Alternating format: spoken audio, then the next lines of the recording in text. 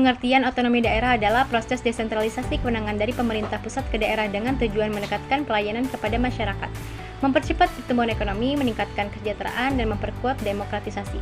Prinsip penyelenggaraan otonomi daerah meliputi demokratisasi, peran serta masyarakat, pemerataan, keadilan, serta penghargaan terhadap potensi dan keanekaragaman daerah. Pelaksanaannya bertujuan untuk memberdayakan masyarakat, meningkatkan kreativitas dan prakarsa, serta mengembangkan peran DPR.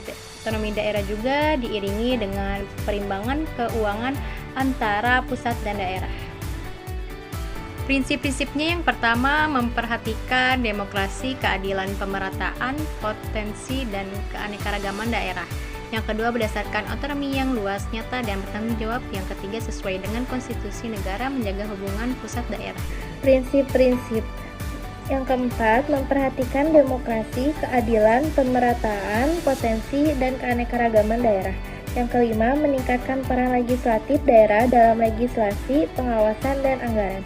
Yang keenam, asas dekonsentrasi ditetapkan di provinsi sebagai wilayah administrasi. Yang selanjutnya, dasar hukum. Pasal 18 ayat 2 Undang-Undang Dasar 1945 yang berbunyi, pemerintahan daerah provinsi, daerah kabupaten, dan kota mengatur dan mengurus sendiri urusan pemerintah menurut asas otonomi dan tugas pembantuan UU No 32 Tahun 2004 tentang pemerintahan daerah. UU No 33 Tahun 2004 tentang perimbangan keuangan antara pemerintah pusat dan pemerintah daerah. Peran atau fungsi pemerintah pusat dalam pelaksanaan otonomi daerah. Yang pertama, fungsi layanan dilakukan dalam rangka memenuhi kebutuhan masyarakat dengan cara tidak diskriminatif dan tidak memberatkan serta dengan memberikan kualitas yang sama. Yang kedua, fungsi pemberdayaan dijalankan pemerintah dalam rangka pemberdayaan masyarakat. Yang ketiga ada fungsi pengaturan, yaitu memberikan penekanan bahwa peraturan tidak hanya kepada rakyat tetapi juga kepada pemerintah sendiri.